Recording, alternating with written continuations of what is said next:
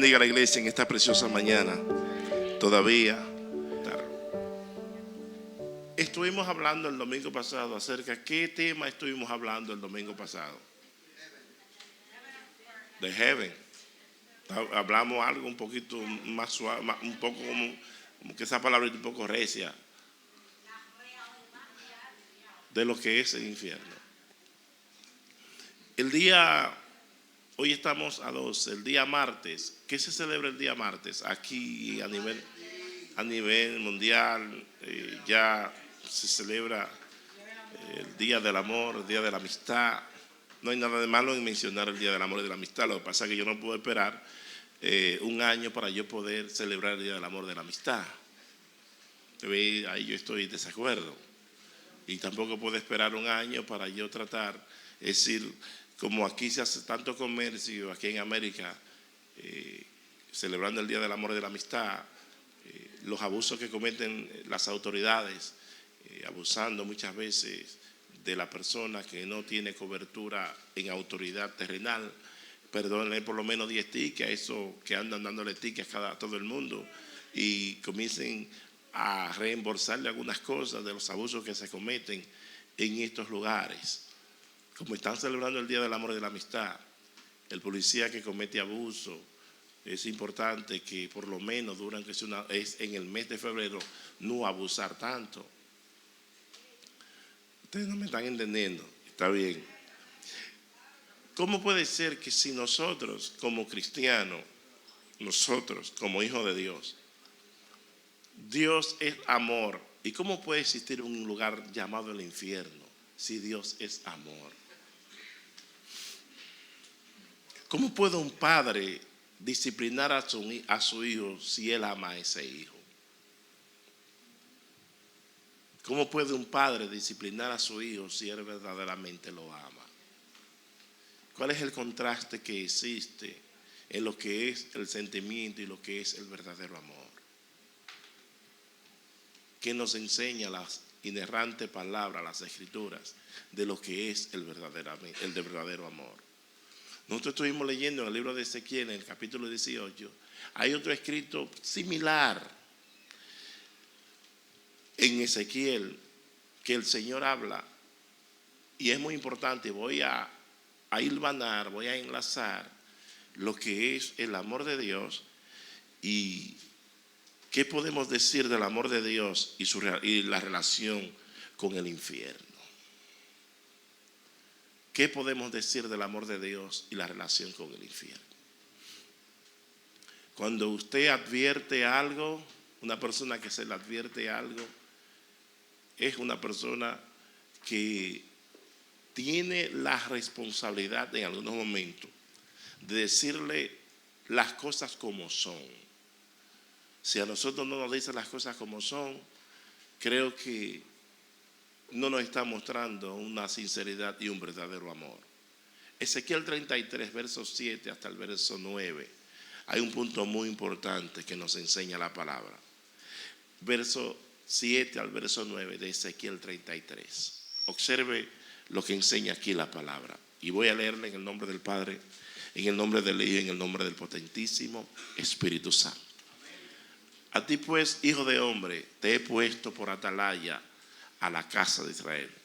Y oirás la palabra de mi boca y lo amonestarás de mi parte. ¿A quién fue que puso el Señor como atalaya? A ese profeta llamado Ezequiel. Atalaya, ¿qué es un atalaya? Un atalaya es una persona que en inglés le llaman el watchtower, ¿verdad? Watchtower, perdón.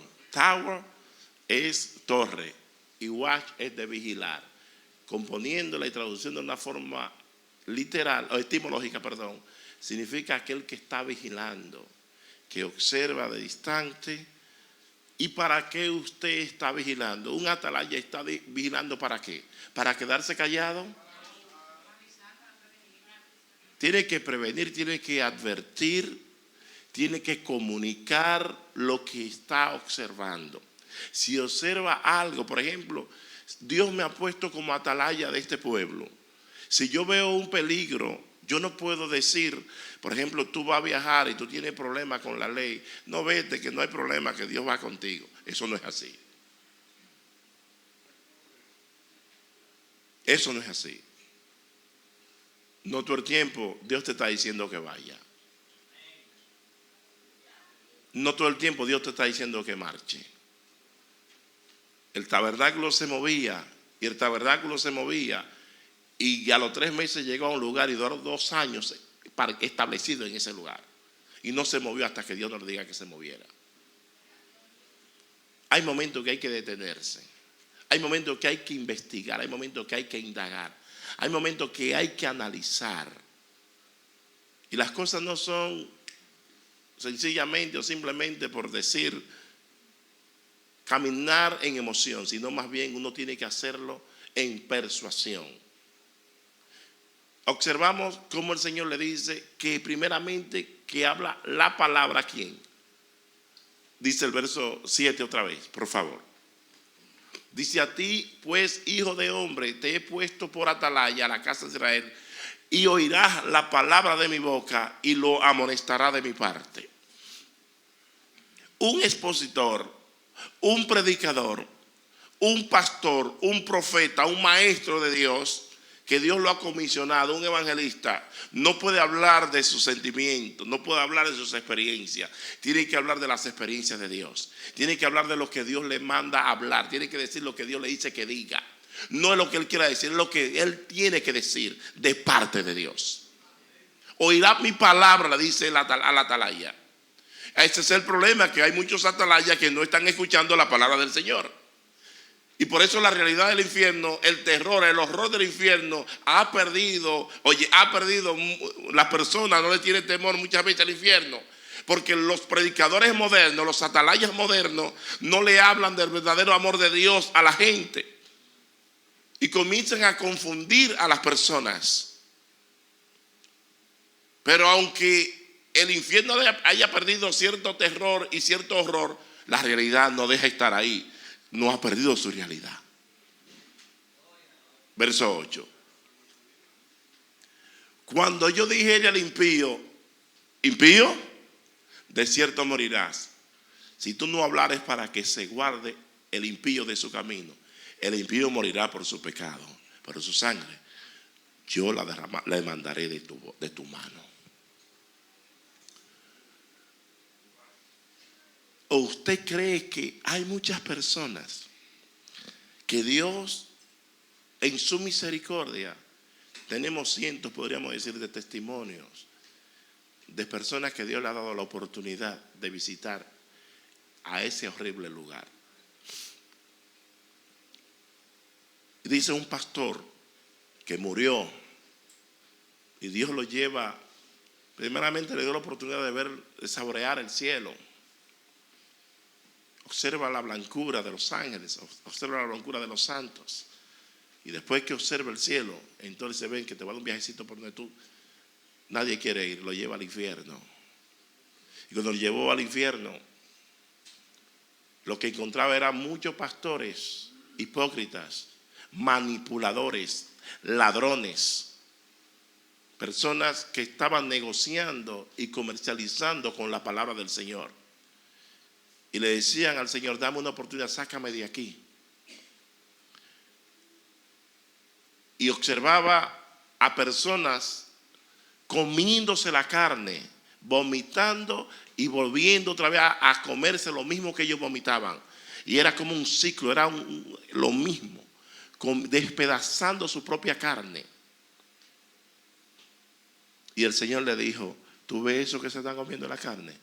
Esos son los satanistas que viven comiendo sacrificios humanos.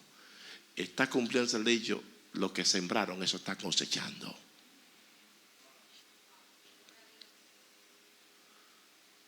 Y le dijo: te quedas aquí.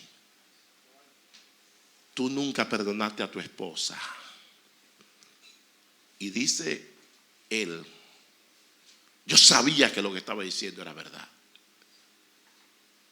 Yo sabía que él era justo. Era en inglés que lo estaba diciendo. Yo sabía que él era justo al decirme eso, porque yo nunca había perdonado a mi esposa. Hay personas que están en las iglesias y no conocen el perdón.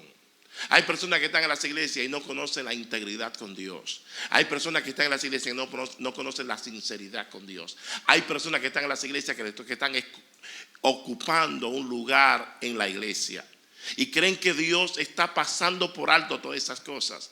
Hermanos, quiero decirle que el infierno es real. También quiero decirle que el cielo es real. Quiero decirle que Dios es real y que Dios examina cada uno de nuestros pensamientos, que Dios examina los corazones, que Dios conoce cada una de nuestras intenciones, que Dios sabe. El que está perdiendo su tiempo, trate de ponerse a cuenta con el Señor. Y si usted cree que no estamos en los finales de los tiempos, hermano, la Biblia dice que va a haber un gobierno que se va a controlar todo aquí en la tierra, y eso lo estamos observando. Ese asunto de las redes sociales no están por estarla. Ese asunto del control que el gobierno está ahora mismo controlando a todas las cosas que suceden alrededor de él, no está por simplemente estarlo, sino más bien para cumplirse la palabra profética, que el engranaje profético está cayendo a perfección.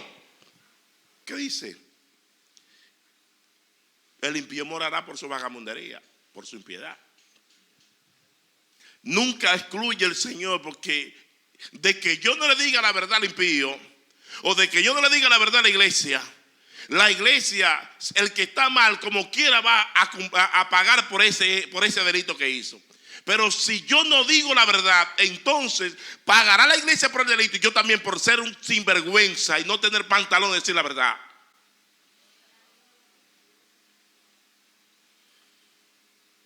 Bueno, mi hermano, yo lo que quiero irme para el cielo. Yo no sé tú, pero yo sí me quiero ir para el cielo.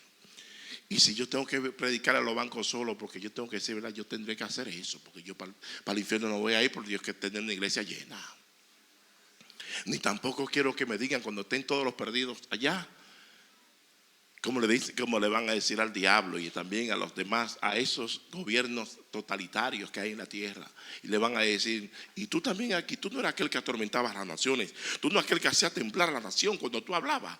Y tú también aquí a los pastores, tú no eras aquel que te dirigía a la multitud y decía que Dios estaba contigo. Y tú también aquí.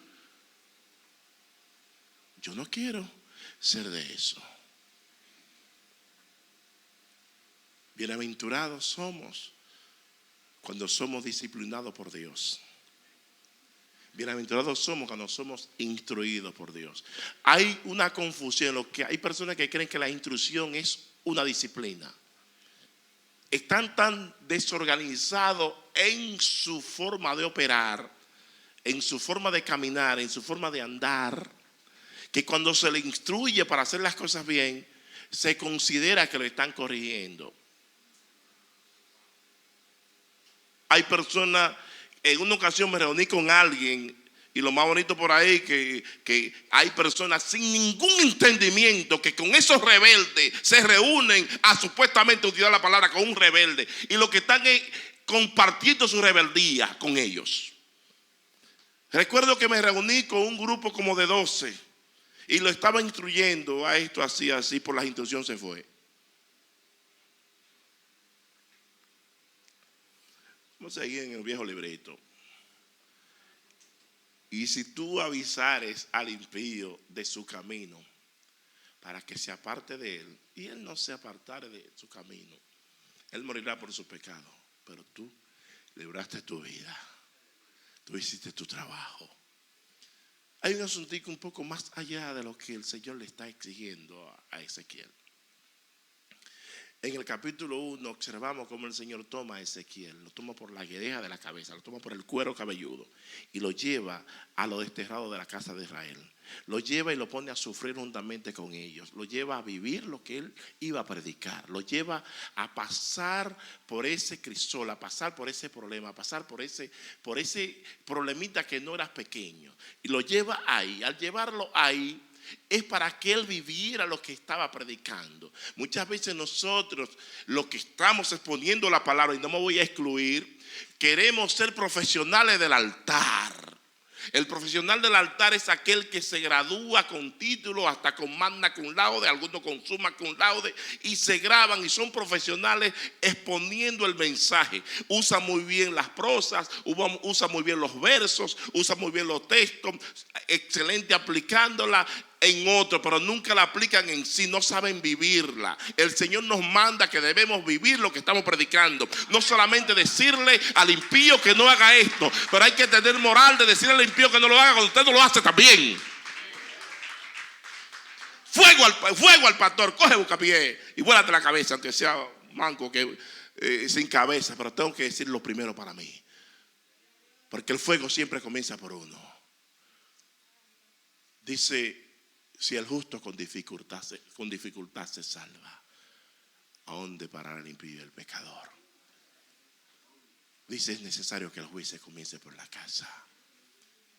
Y bíblicamente siempre el juicio de Dios comienza por la casa de Dios. Siempre bíblicamente, no es un asunto. Usted observa que el primero que Dios juzga es a su iglesia. Y después que juzga a la iglesia, juzga a Israel. Después juzga a aquellos que van a entrar al reino milenial. Y después juzga a los demonios. Y por último juzga a los perdidos. Siempre comienza con lo de él primero.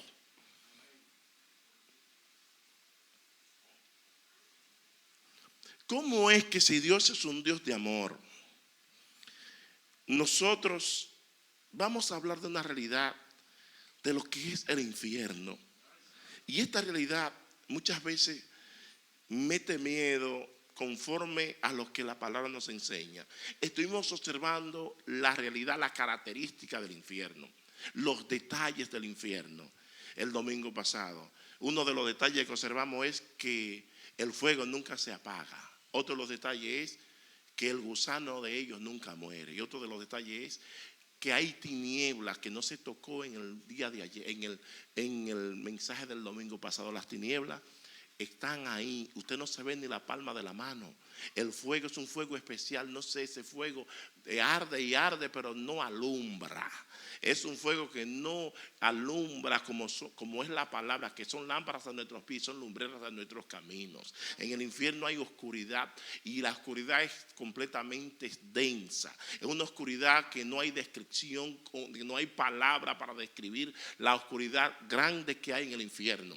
Y conforme a como el Señor le muestra a la hermana Mary Catherine Baxter, nos enseña que el infierno tiene forma de cuerpo humano y que a medida de que usted practique el pecado y se profundiza en el pecado, el infierno es tan profundo y es tan horrible que hay departamentos como el intestino del infierno, como el corazón del infierno. En el corazón del infierno donde están las personas que mayor pecado han hecho en esta tierra y que se han gozado con hacer el pecado.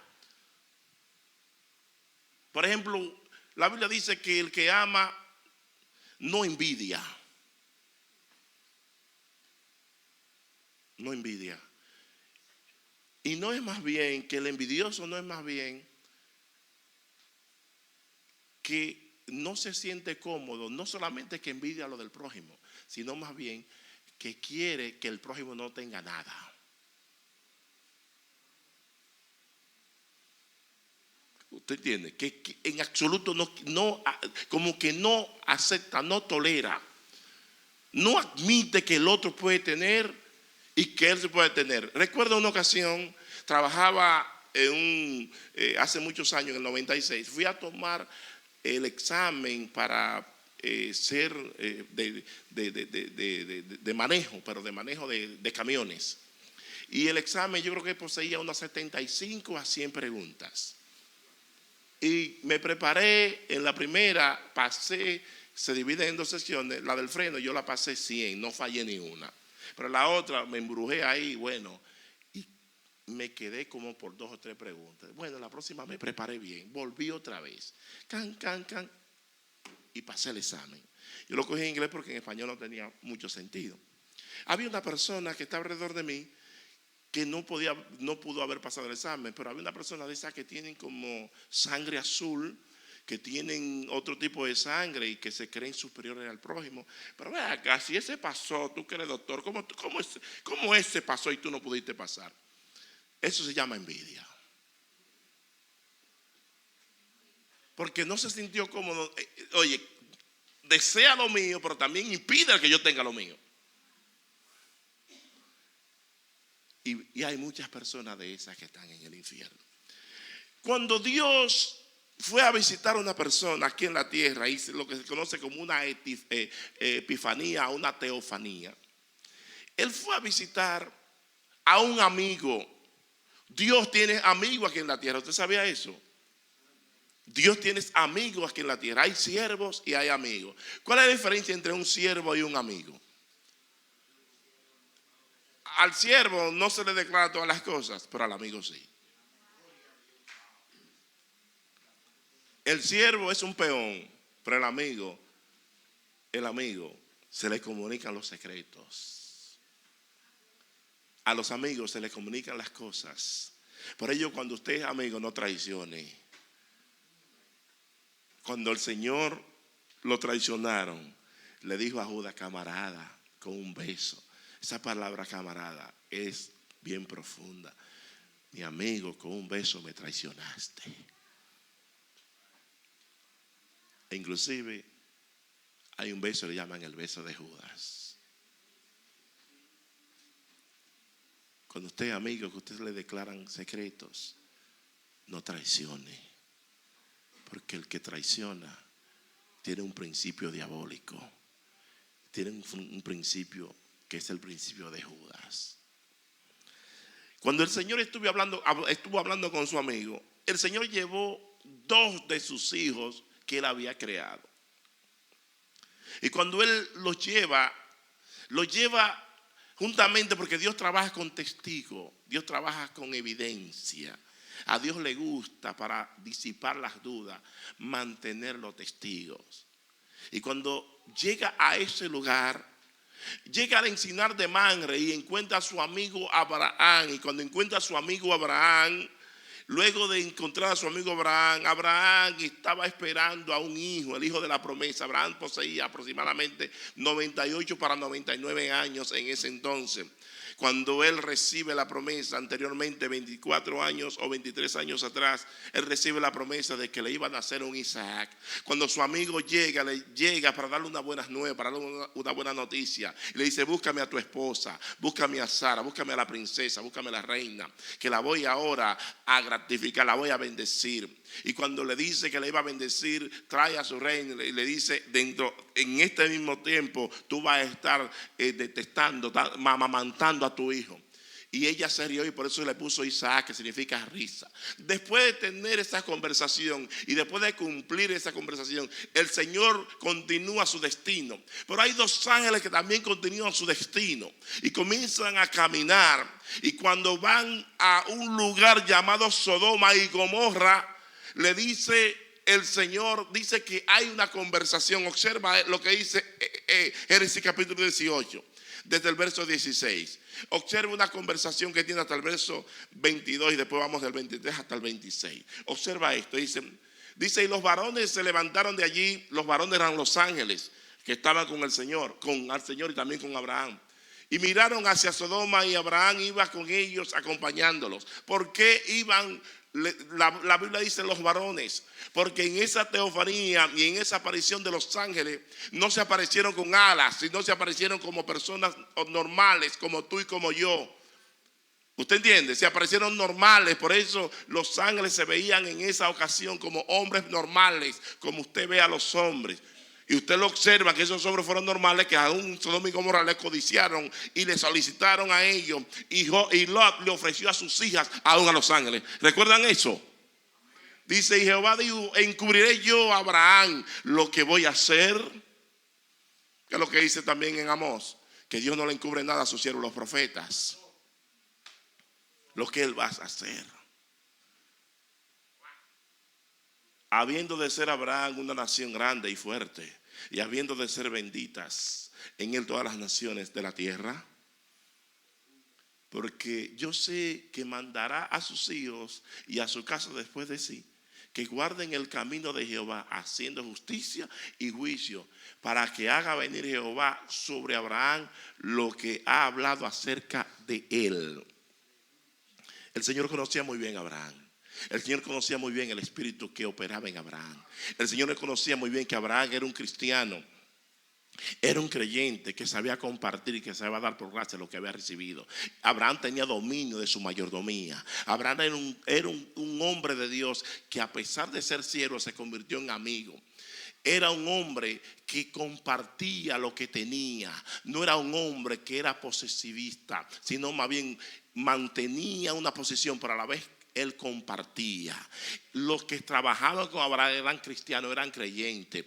Él no empleaba sinvergüenza. Él empleaba hombres que mantenían testimonio. Él mantenía hombres que trabajaran con él, pero que honraran al Dios que lo honró a él. No sé si me está entendiendo. No tenía sinvergüenza, no tenía charlatanes, sino más bien que compartir conforme a ese principio. El Señor sabe muy bien lo que está hablando. Déjame ver si vuelvo a decir: porque yo sé que mandará a sus hijos y a su casa después de sí, que guarden el camino de Jehová.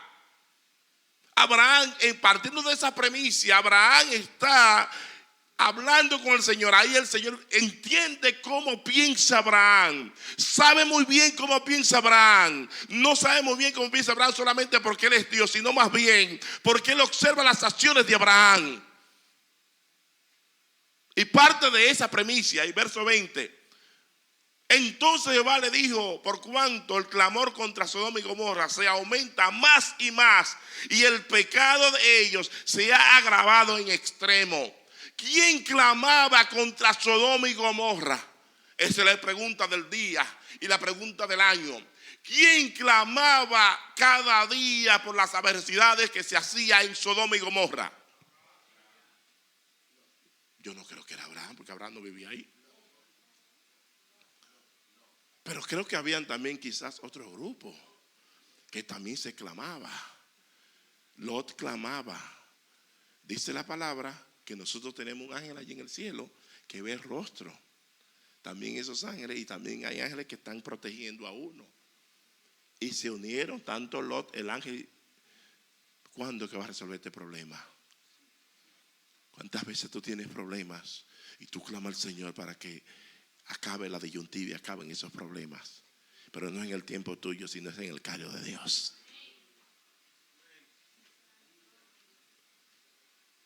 Dice que el clamor era día a día. Muchas veces nosotros hacemos tantas cosas malas que hay una taza, hay un tazón, allá hay un vaso en el cielo. Para que entienda muy bien, hay un vaso que a medida de que se va haciendo cosas malas, familias, personas individuales y naciones, esa taza o ese vaso va creciendo la maldad, va creciendo, va creciendo, va creciendo. Y cuando ya comienza a brotarse, entonces comienza Dios a actuar. Porque así dice la Biblia en el libro de Génesis, el capítulo 15, que el pecado del amorreo ya brotó la taza de Jehová. Y a veces hay cosas que se hacen. Hay familias que bailan merengue, bailan bachata y después dicen: ya no quiero bailar más música rápida. Ahora voy a bailar bolero y balada con el pecado, mucho más de cerca. A mí nadie me ve, a mí nadie me observa y a mí me está yendo hasta mejor ahora. Ay, pero qué gozo.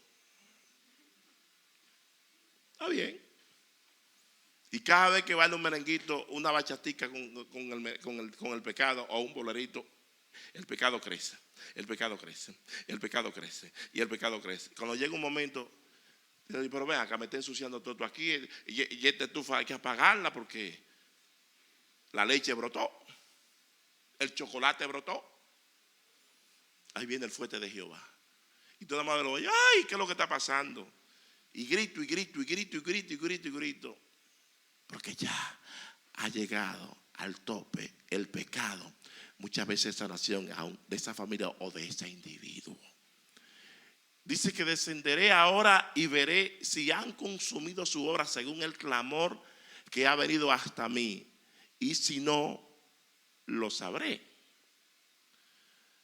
Y se apartaron de allí los varones y fueron hacia Sodoma, pero Abraham estaba aún delante de ¿quién? Ve acá, pues usted cree que es un asunto, no es, Abraham no tiene que hablar con ángeles, es con Jehová que tiene que hablar, porque hay un asunto, hay un familiar de Abraham que está metido en la candela, hay un familiar de Abraham que está metido en el fuego, y Abraham como hombre responsable y como un hombre que amaba a su familia, está clamando porque él sabe que su familia está en peligro.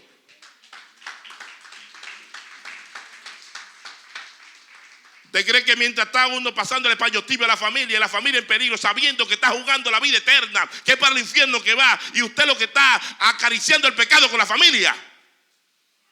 Hay que estar delante del Señor clamando a favor de la familia. Observe cómo Abraham estaba clamando a favor de su familia. Ahí entra lo que quiero decir, 23. Dice, se acercó a Abraham y dijo, ¿destruirá también al justo con el impío? Observe el verso 24. Quizá haya 50 justos dentro de la ciudad. Destruirás también y no perdonarás al lugar por amor de los 50 justos que estén dentro de él. Ustedes observan que Abraham usa la matemática. Yo le he explicado eso otras veces, pero necesito explicarlo porque yo sé que se olvidan las cosas. Abraham usa la matemática. Bueno, Lot tiene que tener algunos 200, 300 empleados ahí. Aunque sea un 25% son cristianos, porque yo tengo, de lo que yo tengo, de los 500 empleados yo tengo, son todos evangélicos. Hay un por ciento, y algunos quizás no también, pero yo tengo un por ciento de 75%, 80% para arriba, le están sirviendo al Dios que yo les sirvo. Si no, observen que el Damaseno, Eleazar, era la mano derecha de Abraham, e inclusive Abraham estaba dispuesto a dejarle todo lo de él a ese Damaseno, a ese siervo. Y cuando vino Isaac, dijo, no me va a heredar un esclavo, porque él sabía la ley en ese entonces. El esclavo no heredaba, pero si no había descendiente, el esclavo había que dar el asunto al esclavo. Y Abraham usa la lógica y dice, bueno, si hay 50, esto es como dicen los americanos, done deal. Esto está hecho, esto es un palo dado. Cuando arranca, dice, vamos arriba, el verso 25, ve que aparece por ahí. Lejos de ti el hacer tal que hagas morir al justo con el impío, y que sea el justo tratado como el impío. Nunca tal hagas, el juez de toda la tierra no ha de hacer lo que es justo. En otra palabra, usted habla del amor. Hoy estamos hablando, estamos como una antesala de lo que es el 14 de febrero, que se habla del amor y de la amistad. ¿Usted cree que si nosotros, el Dios que le servimos, va a tratar igual a los sinvergüenza, al bandido, al ladrón, al hechicero, a la prostituta, a aquella persona que echa canas al aire, que es adúltero, que es fornicario? Va a tratar Dios a aquel que se está guardando puro, que se está guardando limpio y que está luchando por serle fiel a Dios. Lo va a tener en el mismo lugar que aquel que anda desordenadamente aquí en la tierra. No será un Dios justo, no será un Dios justo que va a tratar al impío juntamente con el pecador, o con el no pecador, con el justo. Dios es un Dios justo. Los castigos vienen de parte de Dios. El infierno Dios lo crea, no para ti ni para mí. El infierno Dios lo crea para Satanás y sus ángeles. Lo vamos a ver más adelante en las próximas predicaciones. Pero Dios es un Dios justo. Abraham entiende muy bien que Dios es el juez de toda la tierra, el juez que hace justicia en toda la tierra. Y el juez que hace justicia en toda la tierra, no puede haber amor si no hay justicia.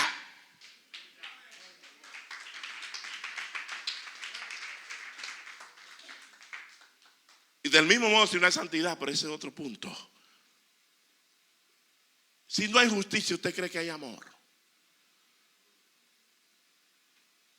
Observe el verso 26. Verso 26, por favor. Entonces respondió Jehová: si hallare en Sodoma 50 justos dentro de la ciudad, perdonaré a todo este lugar por amor a ellos. Y la historia la conocemos. Llegó el punto que Abraham bajó a 10. Ni un 10% había. Y clama y clama. Ahora, Abraham nunca perdió el principio del verdadero atalaya. Abraham clamó y clamó, pero él atendió todo el tiempo lo de él. Él, porque Dios no le contestó, no se fue a hacer vagamundería. Hay gente que porque Dios no le contesta se van a hacer vagamundería. Hay que tener paciencia, porque es con la paciencia que vamos a ganar las almas, nuestras almas y otras también. Observamos que el Dios justo tiene el castigo porque Él sabe por qué. Pero como no estamos hablando de ese punto, vamos a ver otro punto importante, otro ejemplo. Pablo, que era un especialista hablando y enseñando la ley, era un judío helenista con mente muy abierta y un judío donde estaba enseñando lo que es las Sagradas Escrituras. Y sus escritos eran tan profundos que muchas veces los indoctos, aquellos que no estaban dispuestos de una forma con su corazón y su mente, su intención no estaba dispuesta a obedecer a la palabra del Señor. Y Pedro le llama a los indoctos, que los tuercen. Por ejemplo, cuando el Señor usa a un hombre llamado David, y le dice David a Goliat, le dice incircunciso. Dice, yo te voy a comer, te voy a hacer, te voy a destruir incircunciso. Cuando David le dice incircunciso, David le está diciendo a Goliat, tú sabes muy bien que mi Dios le arrancó la cabeza a tu Dios llamado Dagón y que lo dejó mocho y lo dejó sin cabeza. Tú sabes muy bien que tú eres un inmundo, que tú no tienes, que tú te procrearon con inmundicia. Y tú sabes muy bien que mi Dios te arrancará la cabeza. Y así como mi Dios le arrancó la cabeza al tuyo, yo te voy a arrancar la cabeza y a tu Dios también.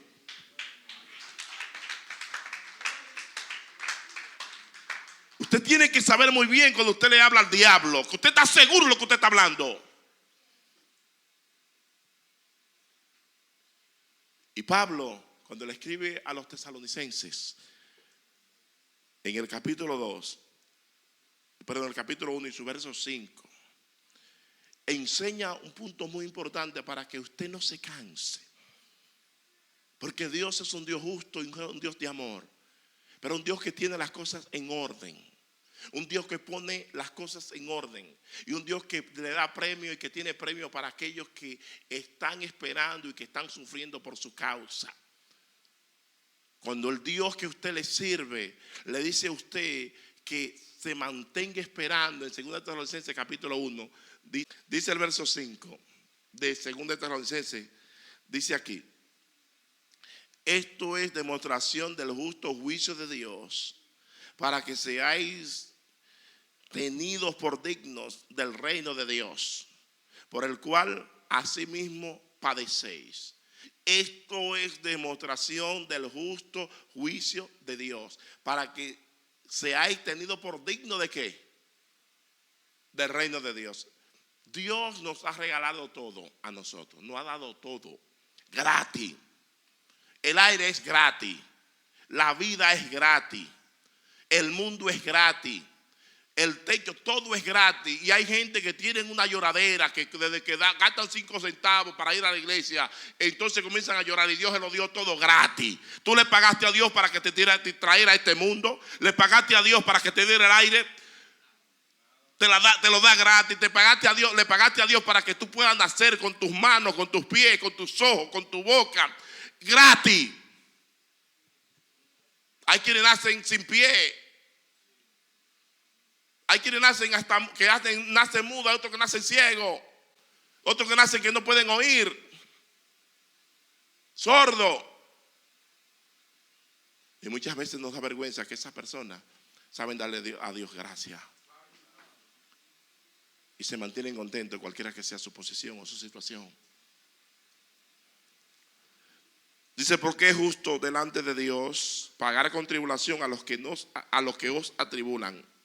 Y a vosotros que sois atribulados, daros reposo con nosotros, cuando se manifieste el Señor Jesús desde el cielo, con los ángeles de su poder. Ve acá.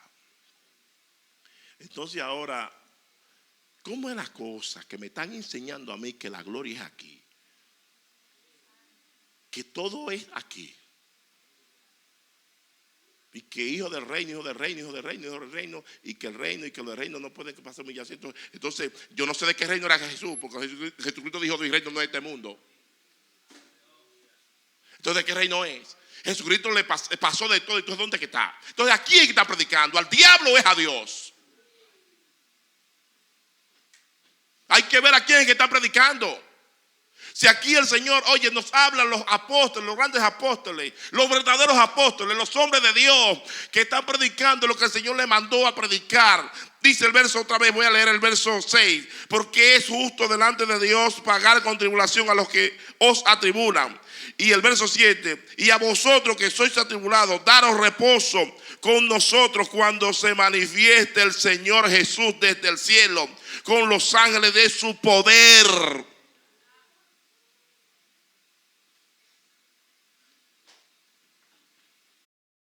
Voy al 7, le voy a entrar al 8.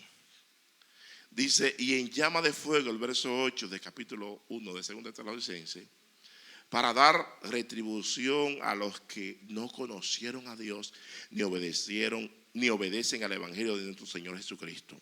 Entonces la llama de fuego está de relajo ahí. Entonces hay algunos por ahí que dicen que el infierno es un asunto de teoría. Entonces cuando tú pones un caldero en el estufa para cocinar una habichuela, un arroz, un trigo, lo que sea que tú vayas a cocinar, es de lujo que está ahí.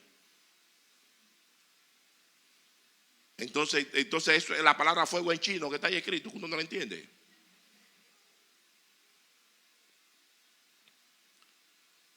Señores, hermanos, y si hay amigos, también quiero decirle algo. Todo lo que nosotros sembramos, eso vamos a cegar. Si usted siembra para la carne, va a cosechar para la carne. Y la Biblia dice claramente, con lujo de detalle, que la carne y la sangre no pueden heredar la vida eterna. Y que la carne y la sangre no pueden agradar a Dios. Cuando se siembra para la carne, la contienda es de la carne. Los enojos de la carne eso es de la carne. Cuando usted mantiene odiando a su hermano, eso es de la carne. Cuando usted mantiene aborreciendo a su hermano, eso es de la carne. Y dice la Biblia que aquel que aborrece a su hermano es del diablo. Hay que tener mucha cuenta con eso. Nosotros tenemos que estar claros en lo que estamos. Usted tiene que dejarse de caballar y de asuntos, de sandeces, y ponerse en la cosa, ponerse en esta cosa. Y no importa que lo humillen. A Jesucristo lo humillaron no una ni dos veces. Y Jesucristo se dejó humillar por amor a ti. ¿Y por qué tú no te dejas humillar por amor a Él? Entonces, Él sí puede ser humillado, pero yo no. Como hace el chinazo que se pone los pies así. Yo no. Yo puedo vivir todo el tiempo, el hombre de Dios, con gamuza, con oro y todo. Y cuidado, hay que tratar al hombre de Dios. Pero la cuestión es que a los hombres de Dios, a todos en el Antiguo Testamento lo humillaron a todos. Aún David, que era un rey de lo bueno, que no ha habido un rey más fuerte nacido de mujer, exceptuando a Jesús, como David, en esta tierra. Ni Carlos Magno en la edad media, ni Alejandro Magno en la edad antigua, ni los Césares romanos, Julio César, entre otros. Ninguno de ellos como David. La grandeza de David estuvo en lo que él tenía, en la grandeza al Dios que le servía. Y David fue humillado muchas veces. David fue humillado muchas veces. Por amor a su Dios.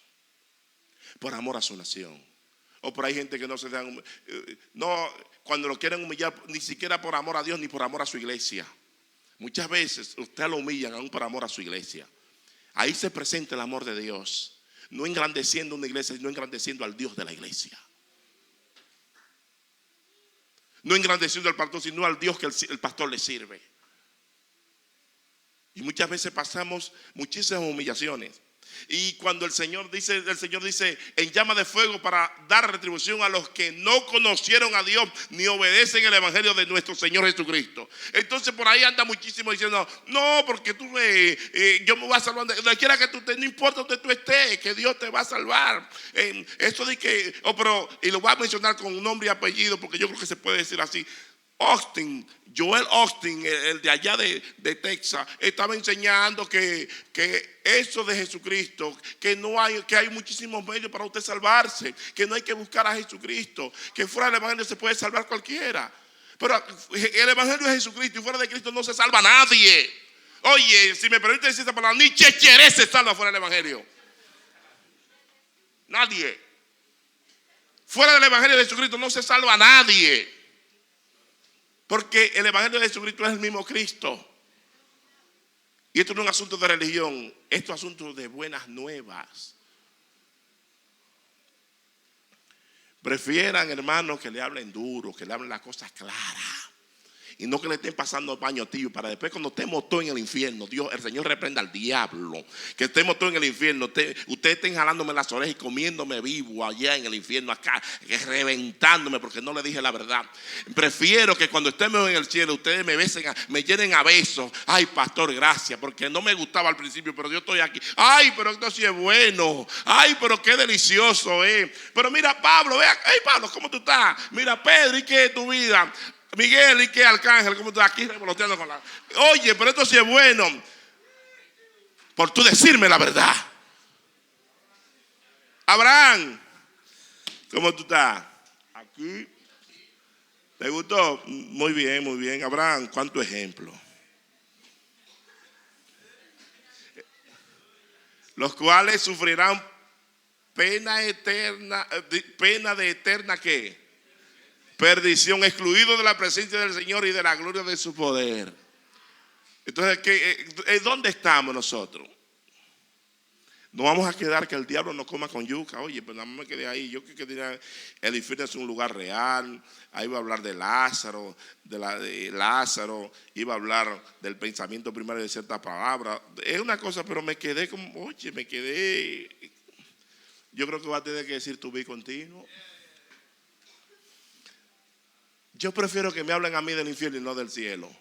Porque mientras más miedo yo tengo de hacer las cosas malas, más seguro yo el cielo.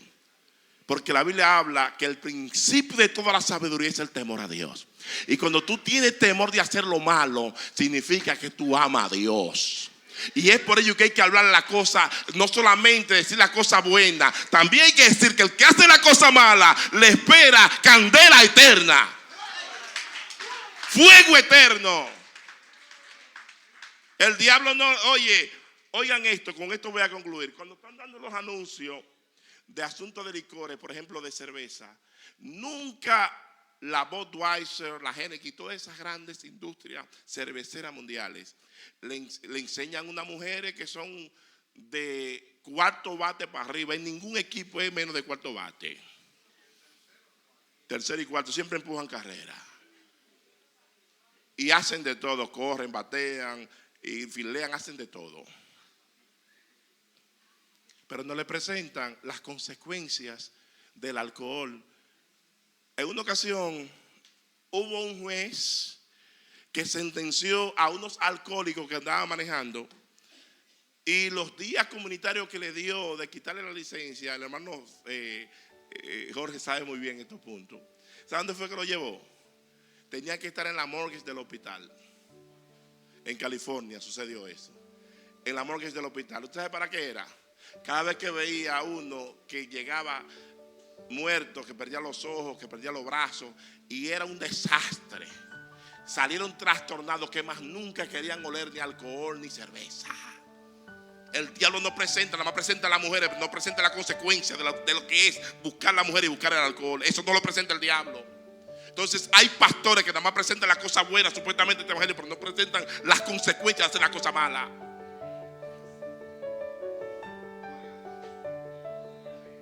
Hay que hablar del cielo también, ¿tú ves? Que Dios te bendiga, iglesia. Que Dios te bendiga más. Dale un aplauso grande, hermano. Vamos a orar por la esposa.